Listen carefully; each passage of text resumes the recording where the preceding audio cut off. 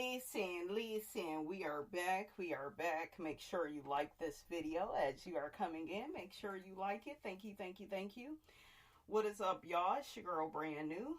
And honey, I am back in the building. Listen, this time, honey, I'm here to talk about Love and Marriage Huntsville. I just caught this clip from the season premiere. Marquez, he's gonna clash with Trisha, her friend. He just walks all up in the house, honey, acting like he can't speak to nobody. It's like, Marquez, where are your manners?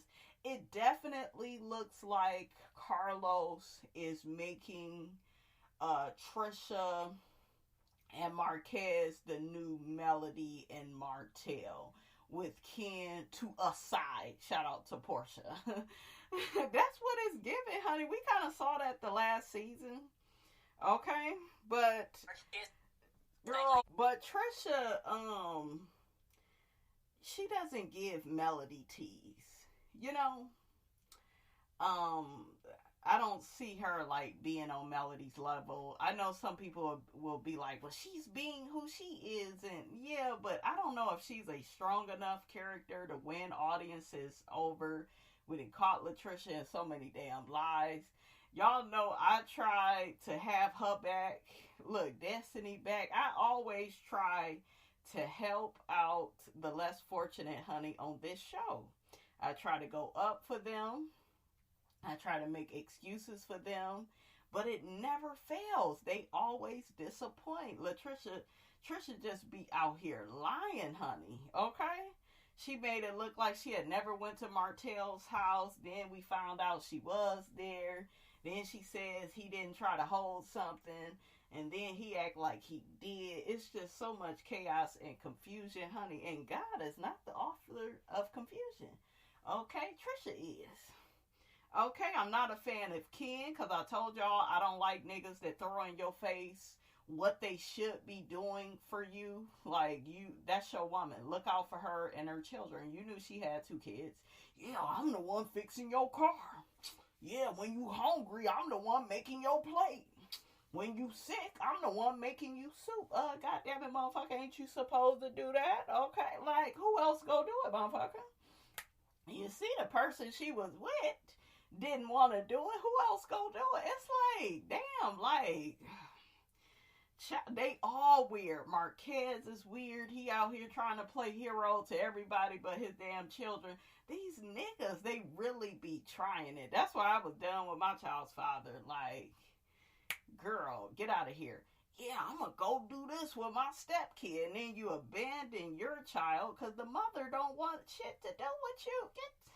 You chose to be a single parent. You chose. I sure the fuck did get away from you, honey. Okay, but yeah. It's a mess. It is a mess, honey. What y'all think of, Marquez and Trisha? They gonna be the new Melody and Martell. Okay? So, child, Marquez get to asking Trisha's friend, did you meet her in a gym? Because y'all know Trisha love meeting the peoples at the gym, honey. She met Mr. Ken at the gym. And I just don't think it's a good look, you walking up in her house, getting into it with her damn friend. It's just like, it's so ghetto and it's so rude. Ghetto, a little bit hood. So, honey, Trisha gets to telling him he can leave. He tells Trisha's friend, honey, she need to relax. She was like, no, nigga, you need to relax. Because you the one with the problem. Marquez is off his rocker, honey. So, one person says, how and why did he walk in that lady house like that? Another person says they brought her back with that tired storyline. Another person says, why is she back on the show? Didn't we say we didn't like her last season? Another person says, I could talk about my baby daddy to my friends, but you can't say a word about him, period. Trish must like it when other people attack him because she allows it. I guess that's the purpose of this scene, though.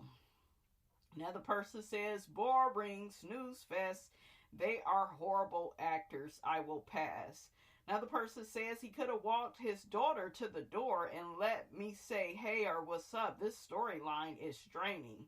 Another person says this is crazy. Too much hostility from the friend, like he is her ex-husband. Trish been running her mouth to the friend about her ex. Another person says, baby, her friend is past rude and disrespectful, and she sounds dumb defending old girl. Damn, y'all ain't even on Trisha's side. Another person says this woman clearly wants camera time. She had no business saying anything but hi to that man. Also, the baby mama is such a weak woman. Child.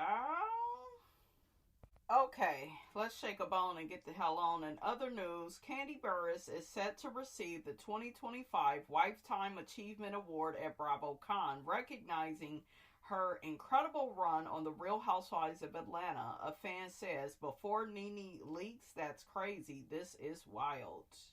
Another person says, Andy messing with Nene. Another person says, but for what? No one never says, I can't wait to watch Kandi on Housewives. We go to see Nene or Kim. Ain't nobody watching no damn Kim. They brought in the viewership. I think it's because she is working with Denzel and has been on recent TV shows. To be honest, it's giving weird and biased. Kandi brought nothing to Housewives. Her mom brought more than her. She's cool, but let's be real. What the hell? What do y'all think of that? I don't think it's a big deal that Kandi is being honored. You know, she brought a lot to the show, even though her personality is not really why I tuned in, honey. I tuned in for a little Nethia Monique Leaks, honey. Okay, I did.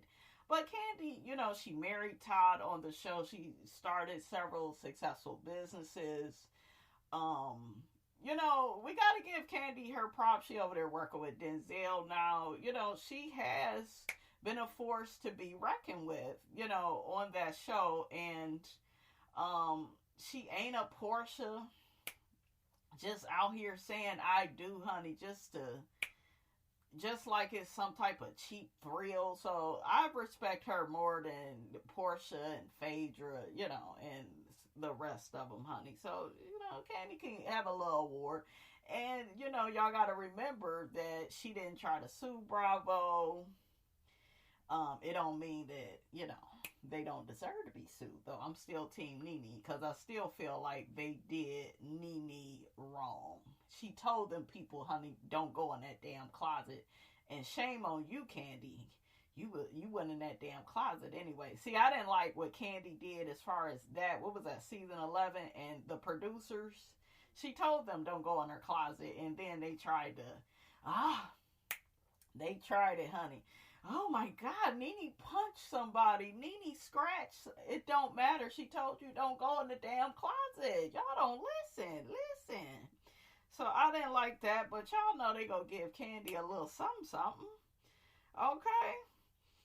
Another person says yes before Nene because she's consistent with her time and her run. She also didn't wage war against an entire network and its owner. She is what Bravo thought of when they had the ATL concept, famous or wealthy housewives that are still relatable to the audience watching them. Not everyone likes Kandi, and they don't have to, but give her her props just as they would Nene. Another person says she has brought multiple shows to Bravo, so I say it's well deserved. Yeah, she's on Escape and SWV. I guess we're going to see another show with all of them. So, yeah, like I said, you know, I'm not Kandi's biggest fan, but, you know, she did a lot on that show. She accomplished a lot. She had the Tags Boutique, honey. She had the dildos, the bedroom candy, the OLG. She started a lot of stuff on that show and really used it as a platform, as one should. Okay, so you gotta give it to Kandi. Another person says yes before Nene, Teresa, and Kyle. Kandi truly represents a housewife on the show in all other avenues and is still going strong. Another person says this is definitely a slap in the face to Nene. Kandi and Andy have a relationship bond, so he's always going to ride for her over a lot of other housewives. Another person says, I think it's very sad Nene never got her flowers when she put this show on the map. That has to hurt. Yeah, it is Nene that, honey, that really made this show. And you really could say that now because after she left, like after that season 12 exit, this show has never been the same. Never. And now they got these babies out here talking like Nene, the little baby Nene. You know, everybody is enjoying that. No other Real Housewife of Atlanta has all those catchphrases the way Nene do, honey. I said what I said. Okay? Close your legs to married men. Mark is twirling right on out the marriage, honey. Okay, him and his nose ring. Now, that ain't even a popular one, but that was funny. Like, Nene has a lot of catchphrases. The door is closed. Okay? The door is closed. You might want to watch them B words for you end up in the ocean. I love that. Cheers to the girls' weekend. Let's get it crunk. Drew Sidora took to her social media, collecting checks and chasing rest. Meanwhile, you're still on here chasing a peach. Maybe she's talking to Britt. Who y'all think that was about? Maybe she's talking to Britt, because y'all know Britt out here allegedly suing her. The people said, who is she talking about, Ralph? Another person says, I love Drew. She doesn't take anything laying down and stands on what she says. I respect this. I like Drew more now. I do. I like me some Drew. So, child, in other news, the people react to this clip of Chantel pushing Jackie. Y'all know the scene where they, got physical. One person says, listen, I hope Jackie took all her frustrations out on Chantel. One person says, this is clearly a case of I brought you in this world and I will take you out. Another person says, then she go be crying, telling everyone Jackie put her hands on her. That's all she do is play this poor perpetual victim. Brandy, Evelyn, everybody tries to be her goddamn therapist. Brittany too, Denise, everybody feels sorry for her. Jackie is so wrong. Jennifer tried to tell Jackie she feels like, she loves her kids. She loves Chantel, but they, they clearly have a disconnect. They have issues, which is like, why would y'all want this to be on the show? Is the show struggling that bad to remain relevant that Chantel had to be brought to the basketball bullies? Okay, because all Evelyn is going to do is try to, ride up off their storyline. That's all she do. And then as soon as you say something about Shanice, don't talk about my daughter. Like, Shani, like, they talked about Shanice, like, that's my daughter, that's my kid, like, Leo, like, my kids don't talk about my daughter, talk about my daughter, that's my daughter, like, you talk about my daughter. She gonna be doing all of that, and it's giving hypocrite, honey, like, girl, Shanice could get dragged in these streets, if Chantel and Takari can get dragged, so can Shanice. And Jackie is well within her right to say what she need to say about your family. You don't want nobody talking about your daughter. Don't talk about her daughters, okay? But Evelyn be over there stirring the pot. This Denise girl, she is like, it's like, girl, you are on the basketball bullies, okay? You ain't put in on this. Man, shut up. Stop trying to be relevant.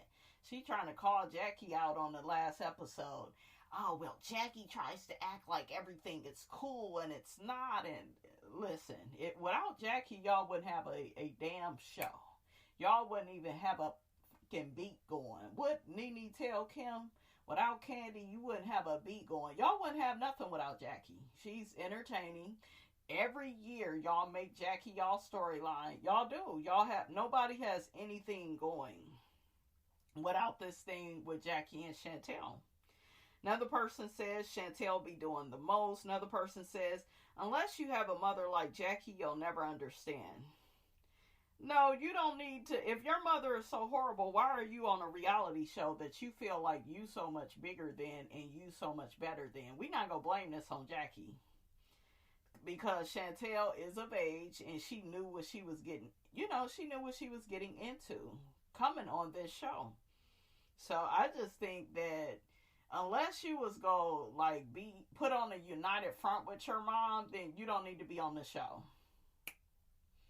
Okay, because you just go be doing more of the same. Okay, and we already got all the other girls going against your mother. We don't need you going against your mother. You know, for issues that you all need to work out in therapy. Because I do believe, you know, something is not right there, but that's, you know, really not on me to judge. Really, okay? Because I was not there, but Chantel, you are not a victim. You got a nasty ass attitude. You got a smart mouth, okay? And the people say, honey, if they was Jackie, they would have dragged you in that scene, because you ain't gonna be pushing me. Okay, they said, Jackie said, bitch, I will whoop your ass, okay? Another person says, my mom wasn't perfect, took me through all kinds of heartache and pain, but I would never disrespect her. I would never let my mom push me to that point. I disrespected her. If I felt the need to disrespect her, I would just stay away from her. Yeah, that's what you gotta do.